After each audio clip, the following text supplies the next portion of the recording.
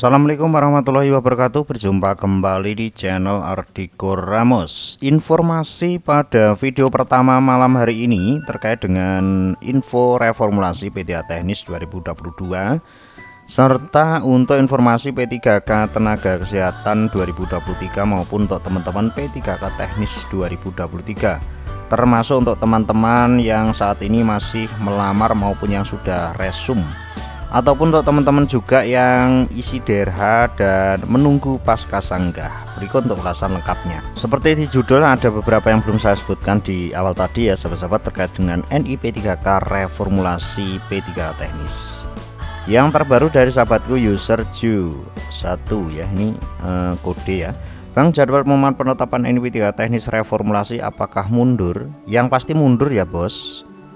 Selanjutnya, kalau tenaga teknis syarat IPK minimal berapa ya kak? Kalau untuk teknis IPK tidak ada persyaratan ya bang, karena saya belum nemu ini untuk IPK minimal berapa. Bang, izin tanya, kalau namanya jasa sama KTP berbeda gimana bang? KTP nya dirubah Mas Ketut Purnomo. Selanjutnya, ada info gak bang, NIP optimasi teknis Kemenak udah ada belum? Belum ada, masih tahap pengusulan ya. Jadi NIP3K nya masih, berkasnya masih mau diusulkan. Itu sebenarnya dari dalam seperti itu. Dari sahabat itu M Feriadi, bagaimana kalau materai tertimpa nama? Wow, kalau tertimpa tanda tangan tidak sah, tapi kalau materai ini 50-50 ya sahabat-sahabat. Mohon untuk yang belum resum ya, teman-teman yang belum resum PPK 2023, terutama untuk P3K Teknis dan P3K Kesehatan, dicermati lagi ya. Materai ini jangan sampai tertimpa ya, atau bahkan tanda tangannya itu kan harus hitam ya bos, bukan warna yang lain. Itu juga tertera jelas di juknis. Untuk teman-teman yang menonton video ini insya Allah akan tahu. Kalau yang belum silahkan nanti diinfokan saja, nggak usah di share, nggak apa-apa bos videonya. Jadi gitu ya bang, kalau tertimpa nama ini 50-50 ya, laku enggaknya ya. Soalnya kalau tertimpa tanda tangan pun sebetulnya laku, tapi pas waktu verifikasi kan nanti akan digugurkan atau di TMS kan gitu loh bos. Jadi kalau bisa jangan sampai ya, karena sudah ada beberapa rambu-rambu yang kita bagikan di Ardiko Ramos ya bos. Terkait dengan identitas berbeda itu nanti sahabat-sahabat bisa cek di video sebelumnya. Selanjutnya untuk sahabatku Fauzi Rahmandani, izin bertanya bang, misalkan dalam satu formasi kebutuhan khusus dibutuhkan satu formasi, pesertanya ada 5 yaitu non ASN induk peringkat 1 sampai dengan 4 dan XTK 2 induk peringkat terakhir atau nilai terendah, maka yang lulus yang mana? Induk yaitu non ASN induk peringkat 1 sampai dengan 4 dan XTK 2 induk peringkat terakhir atau nilai terendah, maka yang lulus yang mana? Kalau yang lulus tetap XTK 2 dulu ya bos. Ini faktanya sudah ada, jadi admin dan tim tidak ngawur ya. Maaf ini biar nggak ngantuk sambil ngudut ya bos. Izin kak, saya Muklis dari Palembang, mau bertanya kak, ini masalah pendataan tenaga non-ASN 2012 kemarin. Data registrasi saya kan sudah berhasil, terus tahun 2002 ini saya nambah anak saya, mau buat kakak baru, nambah anggota keluarga, terus di kakak saya kemarin buat pendataan non-ASN lulus SD, lulus sampai dengan terus mau saya rubah lulus SLTA. Bentar ya, ini saya bacakan agak detail ya sahabat-sahabat. Ini karena penting juga untuk kawan-kawan yang menonton video ini ya, karena permasalahan ini pasti akan dialami oleh setiap orang, bahkan yang belum nikah ya, belum nikah atau belum punya anak, atau bahkan sudah punya anak mau nambah juga kan, ini perlu diketahui, penting ya. Data registrasi saya kan sudah berhasil, terus tahun 2020 ini saya nambah anak saya, mau buat kakak baru, nambah anggota keluarga, terus di kakak saya kemarin buat pendataan non-ASN lulus SD, terus mau saya rubah lulus SLTA. Perubahan data kakak yang akan saya rubah mempengaruhi pendataan non-ASN 2012 kemarin tidak kak? Mempengaruhi, tapi dengan upgrading data ya bos. Untuk ini ya, untuk perubahan kakak ya, perubahan data diri, ada penambahan pasukan ya, ini pasukan Pak Muklis itu seperti itu ya Pak Muklis, itu tetap berpengaruh, namun updating data ya, atau data terbarukan, pembaruan data lah seperti itu ya. Ini ada 2 pertanyaan double, Pak Rian Saputra. Pasti saya jawab ya Bang, satu saja nggak apa-apa ya. Next. Min, untuk pemberkasan PPK teknis KPU ada beberapa poin yang ingin saya tanyakan. Ini juga dicatat ya nanti untuk teman-teman, bukan hanya dari KPU namun juga dari teknis yang lain, termasuk untuk Kemenak yang hari ini sudah menunggu NIP 3K pun perlu ya untuk teman-teman juga yang 2023. Yang pertama, surat keterangan bekerja apakah menggunakan yang lama saat pendaftaran. Surat keterangan bekerja ya, surat keterangan bekerja apakah menggunakan yang lama saat pendaftaran.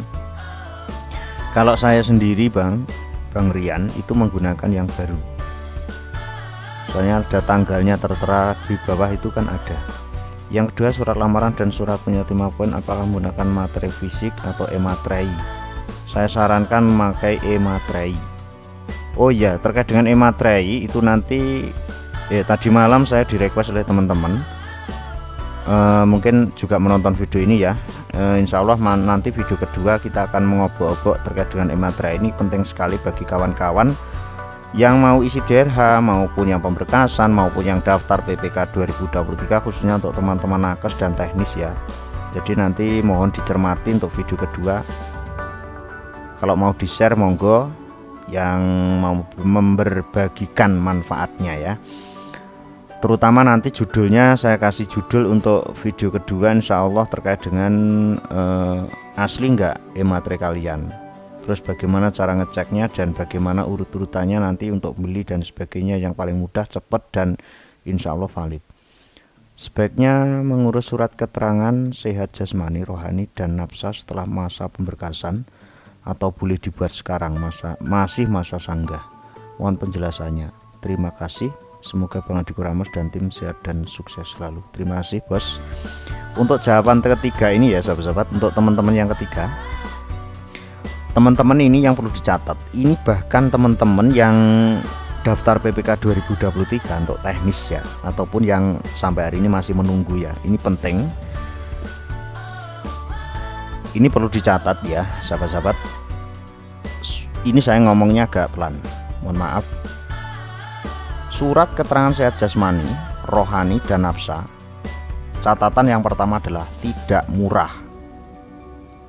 Yang kedua, surat jasmani, rohani dan nafsa itu yang paling aman, bukan nggak boleh ya, tapi yang paling aman jenengan nanti mengurusnya ataupun membuat surat itu setelah pasca sanggah keluar.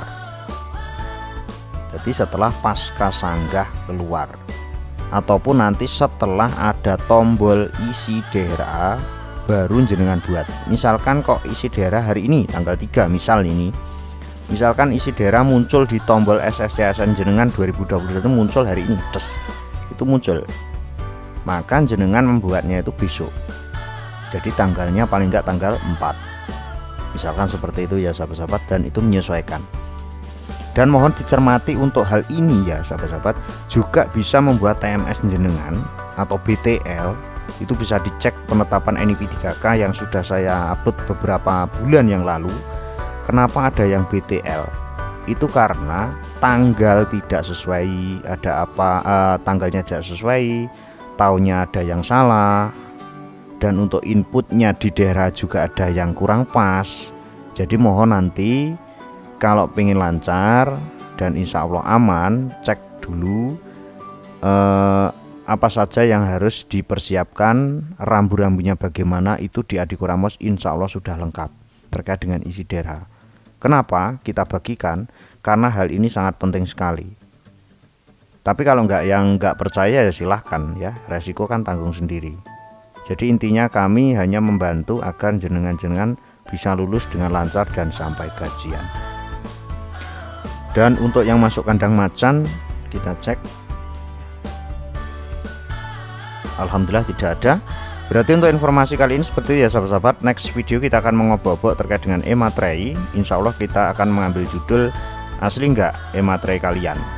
Itu ya sahabat-sahabat, mudah-mudahan informasi ini bisa bermanfaat. Ada kurang lebih maaf. Wallahul muwaffiq ila thoriq. Wassalamualaikum warahmatullahi wabarakatuh.